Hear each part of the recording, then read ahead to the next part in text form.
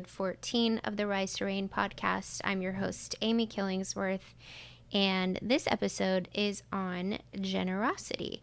We are on pillar number 7, which is the final pillar, and next week we get to move into the categories. So as a reminder, if you're just joining me for the first time, or maybe you forgot, Rise to Reign is a framework for emotional healing, really life healing, that consists of 7 pillars of wisdom, which are actually like 7 keys for living that are applied to 7 categories. So the 7 pillars are identity, sovereignty, amnesty, which is forgiveness, a well-rounded, robust idea of forgiveness, integrity, polarity, which is your gender identity, and vulnerability, and the 7th one, the 7th and final one, which we're covering today, is generosity. So if you missed any of the other ones, I covered them all before this, and they're all available on the podcast. But today, we're going to wrap up the pillars with generosity, and I'm super excited about this one because it really, really is one of those keys for living that is often overlooked, or maybe we hear it so much that we kind of ignore it. So let's start with the definition. Generosity defined as the quality of giving unselfishly to others. Now, one of the things that I see coming up so often in emotional healing applications is the problem of codependency. So I would say that codependency is generosity that is perverted. So the adversary uses our greatest qualities against us a lot of the time, actually all of the time. And when generosity is sort of perverted, it turns into codependency. So right off the bat, I want to talk about the difference between the two, because if you struggle with codependency, which I would say a lot of us do, not most of us do, and you feel depleted, or drained, which if you're codependent, you definitely have a feeling of being depleted or drained because you're over giving. I want to make a distinction really quickly and right off the bat between generosity and codependent overgiving. So overgiving or codependent giving is giving with the hopes that you will be loved, that you will be accepted. It's really trying to buy people's love and acceptance. And so that's not what we're talking about. It's something completely different. And I'll continue sort of unpacking that distinction. But before we do that, I'm going to handle the different types of generosity, because when we talk about generosity, I think a lot of us might automatically just jump to money. And money is definitely a part of generosity, but it's not the only part of generosity. So there's money, and then along with that is like material objects. And the ones that I really, really, really want to focus on, because those are easy, money and material objects, they're kind of obvious, is time, generosity of time, and generosity of spirit. So what is being generous with your time? Well, being generous with your time looks like putting your smartphone down and listening to somebody and looking in their eyes and really holding the space for them to be seen and heard by you. And then generosity of spirit ties into vulnerability, which is the sharing of yourself with someone else now, or with other people. So generosity of spirit is a really, really critical one when we talk about community, because generosity of spirit allows us to share our experience, and it allows us to share our perspective, and it allows us to share who we really are with the world. And one of the actual final sort of pinnacle of Rise to Reign is the category of calling. So the 7 pillars applied to the 7 categories is sort of like a progression: body, mind, mind is the will, and mind, will, and emotions, the complex of the soul; spirit, relationships; finances, creativity; and then calling. So it's really designed to emotionally heal and let go of of what holds you back so that you can rise into your purpose and rise into your calling. And so the reason that generosity, specifically generosity of spirit, is so critical to the Rise to Reign framework is because in order for you to rise into your calling, you have to give who you truly are to the world. And so that's also why generosity is maybe the last pillar, because we're learning all throughout to tell the truth, right? We're learning to live in integrity. We're learning for the inside to match the outside. We're learning to be vulnerable, to crack ourselves open and let the world see the true us.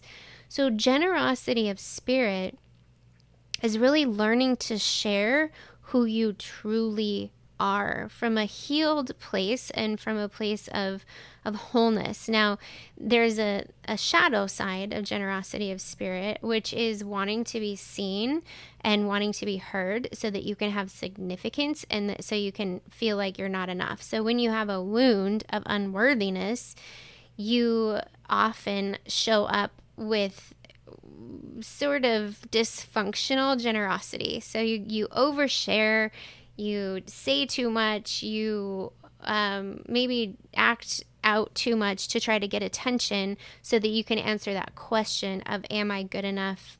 Do people like me? We see this playing out all over social media.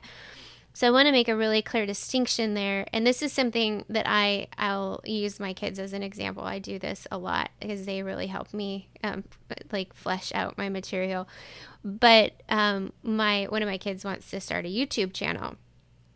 And so, they come to me 2 or 3 times a day, and they desperately want to start this YouTube channel. And my admonition to them is that when you gain mastery and you can add massive value to the space, then I will help you start a YouTube channel. Because the first question was, why do you want to start a YouTube channel? Well, I want to, cover this category and show this thing.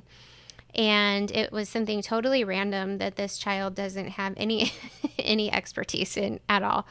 And so, that was my first clue that they just want to be famous. They've been watching, Mr. Beast or Dan TDM or one of those, and they're like, I want to be a YouTube star. And so I told them that until they can add massive value and expertise to the space, that they're not starting a YouTube channel just to be seen.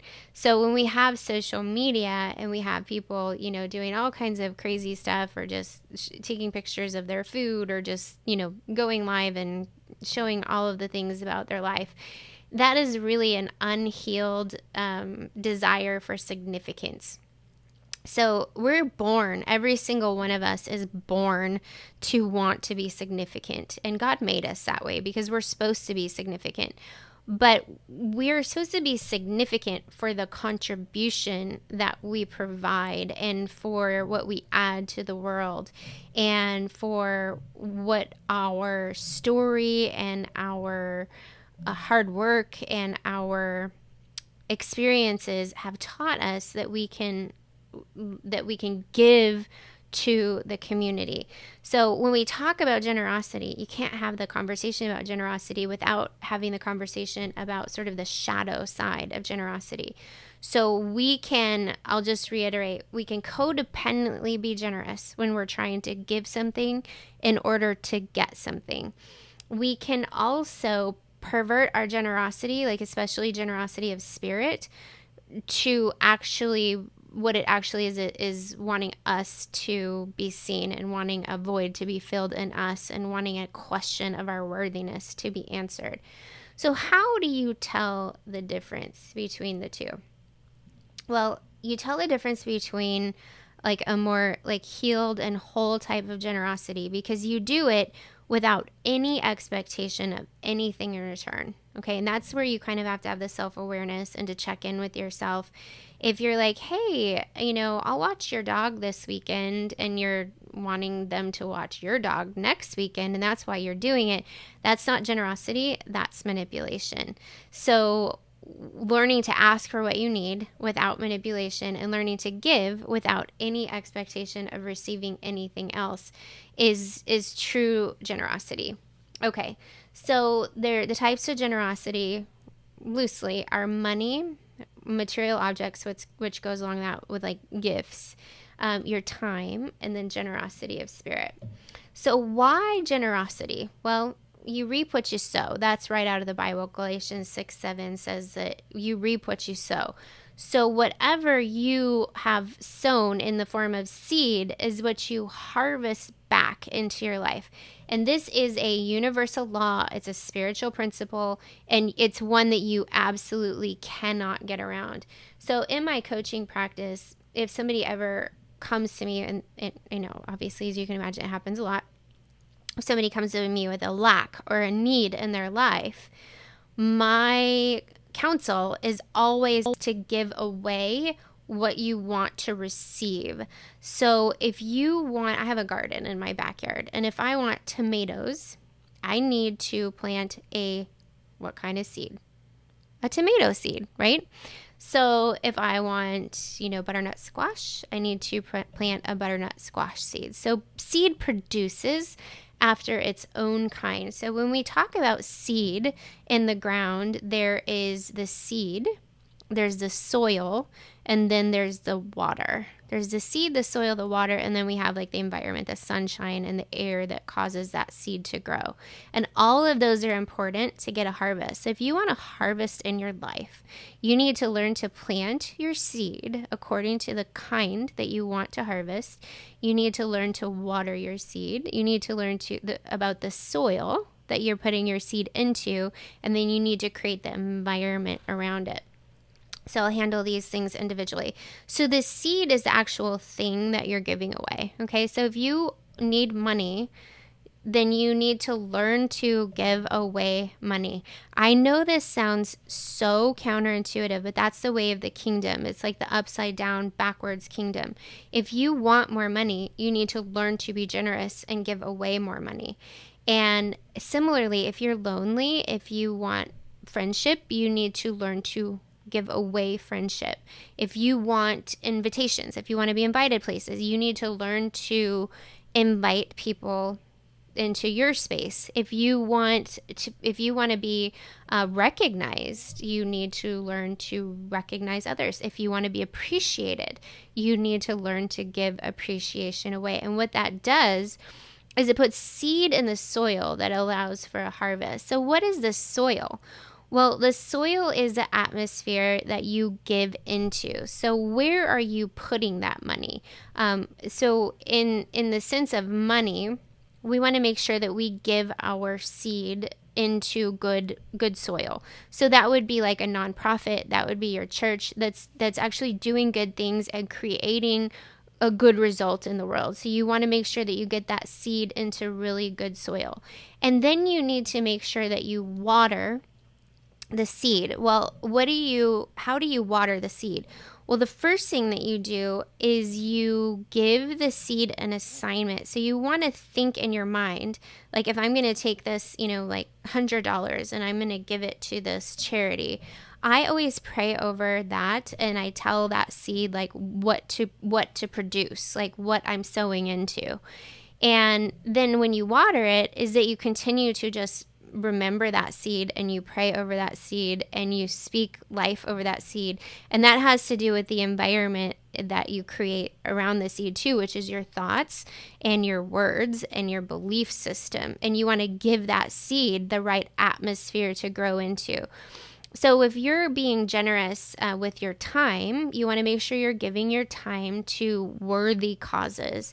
If you continue to, give your time to somebody who just takes you for granted and never, they just are constantly venting on you and draining you, that's not good.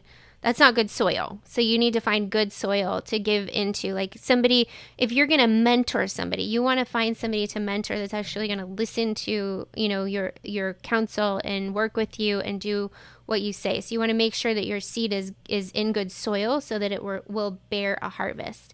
And Luke 6:38 says, "Give and it will be given to you. A good measure, pressed down, shaken together, and running over, will be poured into your lap. For with the measure you use, it will be measured to you." So again, it speaks directly to a cause and effect relationship. If there's any area of lack at all in your life, you can look at this principle of generosity and make sure that you're getting some seed in the soil.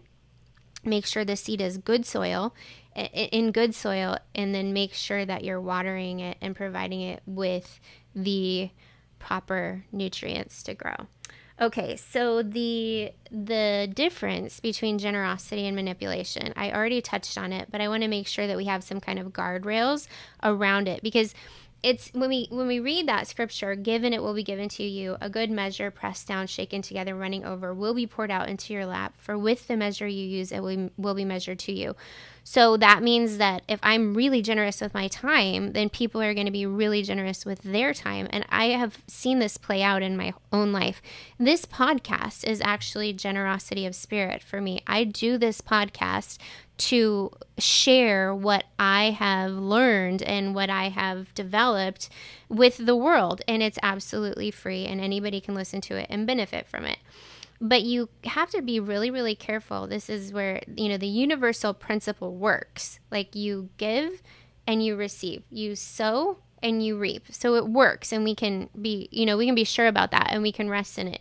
But you have to be careful that your motive is actually to bless people and not to receive something back. Because if you cross over that line from just knowing that it's going to produce a harvest, and you can want the harvest, but to do it to get something back, that's manipulation. So you need to posture your heart in a place of wanting to give something away to actually bless and uplift people. And these are 3 things that I've noticed that help you do that. The first one is to give anonymously. So if it's possible, just put cash in the offering plate. Now, I know that's not really super financially sound advice because you want the tax write-off, but this is a really great place to exercise that giving without manipulation muscle, because you can't even write it off on your taxes. And this is something, I don't give all of my giving this way, but this is something I challenge myself to do, is to give a significant amount away anonymously. Another way that you can do that is just put cash in some envelope and leave it in somebody's desk drawer, or and they don't know where it came from, and it just blesses them, and you don't get any credit for it, but you've got that seed in the universal law it will come back to you, pressed down, shaken together. Give without any expectation of return. So this is just a self-awareness practice where you can check your own heart and see, hey, I'm not expecting anything. I'm just going to I'm going to give this to you as a gift. I'm going to give you my time as a gift. Giving your truth as a gift. As a woman, giving your beauty is a gift. Just giving nurture and giving beauty to the world. If you're an artist, putting your work out to where people can see it and enjoy it is such an incredible act of generosity of spirit. If you are a musician, playing your music for people is an incredible act of generosity of spirit. I have a son who is I have actually 2 children who are incredible musicians, but my son is a pianist, but he's also really, really shy. And this is something that I am always telling him, is that that gift was given to be shared, and it's an act of generosity for you to play the piano for people, because it's beautiful and it is so healing and it adds so much beauty.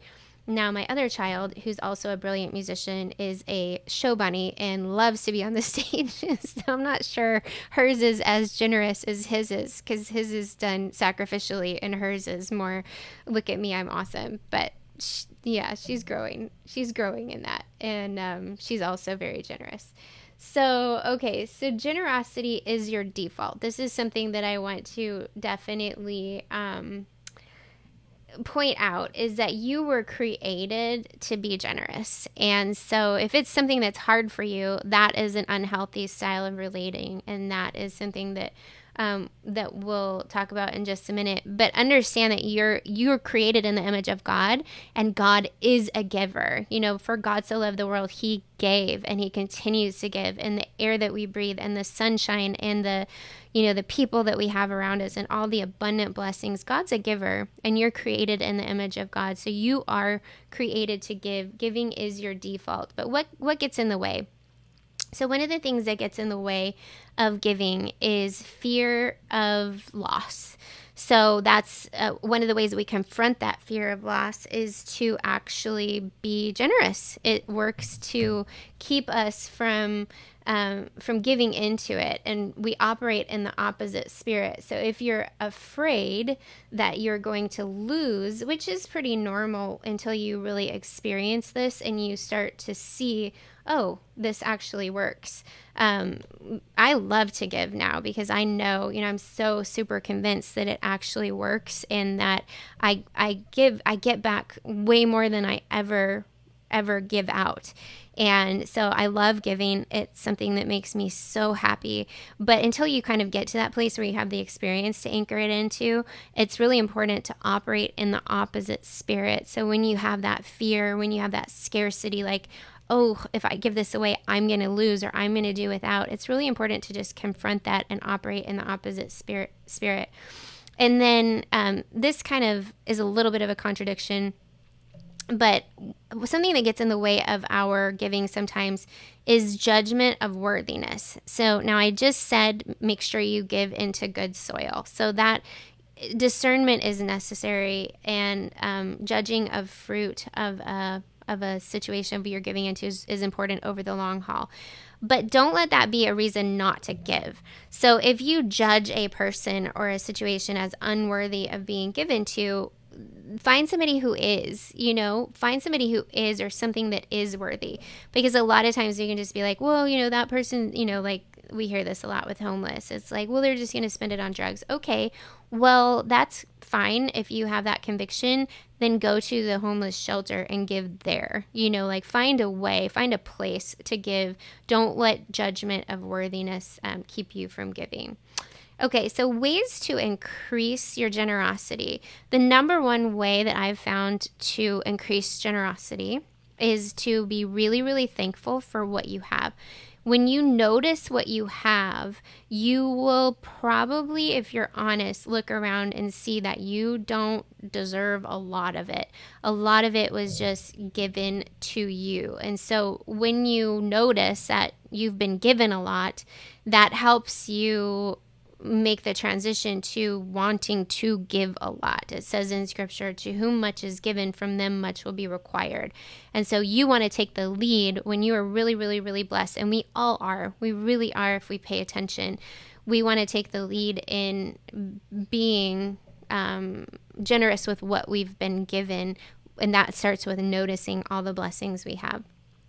Also, a positive outlook. So when you know that you're taken care of, when you know that there's enough, when you know that there's that you're abundantly supplied, it makes it easier to give. And then I mentioned this already, but experience. When you experience the faithfulness of God for yourself, when you experience the harvest that you get from getting good seed in the ground, it makes it really, really easy to give, because you are sure that you're going to get back way more. And it's actually a really brilliant investment strategy to be generous, because you get back way more. And again, I want to make sure that you understand when I say I'm not talking just about money and things. Those are great. I love giving gifts and I love giving money, but I'm also talking about being generous with your time, being generosity of spirit, giving of yourself. So I'm an introvert. I've mentioned that lots of times, and I really, really enjoy and protect my alone time.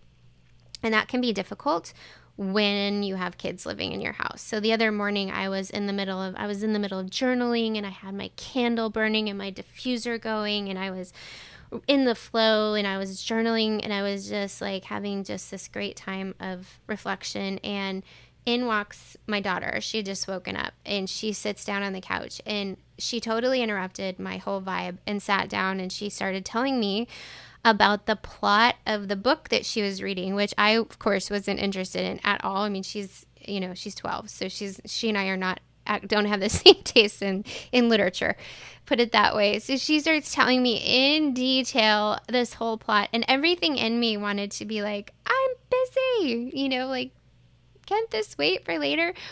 But in keeping with generosity of spirit, I put my journal away and I closed, the book that I had open, and I focused my attention on her, and I listened, not because I was really very interested in what she was saying, but because I wanted to give her my attention. I wanted to give her my focus. So your attention, your focus, your energy, your presence is such a gift. And that's what generosity of spirit is.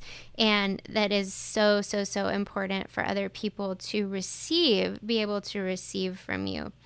Okay, so no discussion, I touched on it a little bit with codependency, but no discussion of generosity would be complete if we didn't talk about boundaries around our generosity. So the first thing I want to say is to give sacrificially. I really feel like there's something so healing about giving when it is uncomfortable. Now, your motive has to be generosity. Otherwise, you're just codependent and you're going to wind up like depleted and drained because you're giving to get. So giving to get is not ever something that is good or healing. But giving sacrificially with generosity, just pure hearted generosity is so, so, so important for character growth. I had this was years and years ago, and I had little kids and I wasn't working and I didn't have really any money to spend on myself. And I had been given this purse by a friend of mine. It was really expensive and I loved it. It was like my favorite thing because I didn't have a lot of nice things and I didn't have my own money. I was had small children and I was in between like working. I was used to having a lot of money and having a well-paying job, and later of course I would do that again, but there was a space in my time, this sliver of time where I didn't have access to money to spend on myself. And so this thing was like my precious because it was like this nice expensive purse and I didn't really have a lot for myself.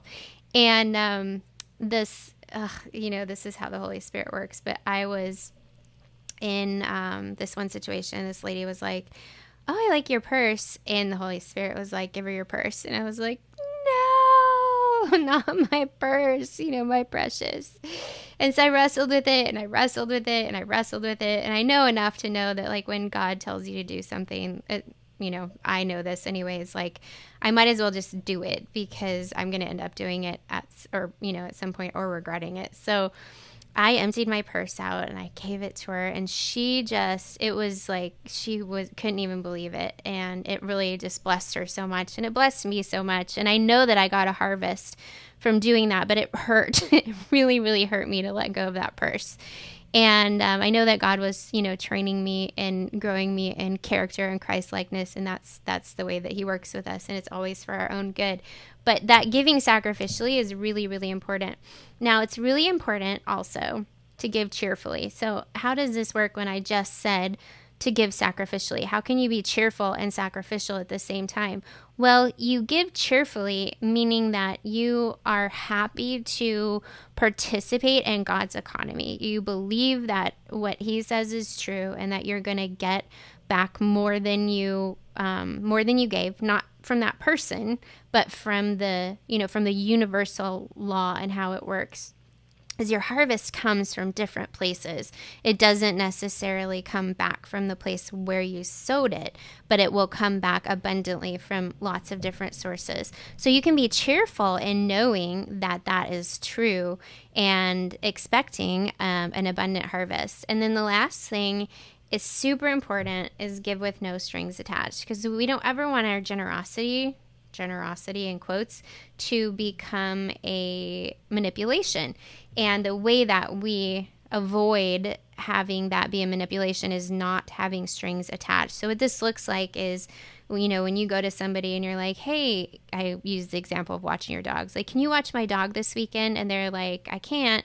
And you get a little salty about it because you just watched their dog last weekend. And that's when you know, oh, I had strings attached. You know, and I didn't just watch their dog out of generosity of spirit. I didn't just do that to give them a gift. I actually expected something in return. So that requires self-awareness to choose to give, to be generous with our time, with ourselves, and with our material resources, and give that cheerfully and without any expectation of return. All right, so generosity is pillar number 7 in the Rise to Reign framework. That's a key to emotional healing, and it connects in with a whole framework that actually is a life healing strategy. So we are through the 7 pillars, my friends. So next week, we're going to start on the first category, which is body.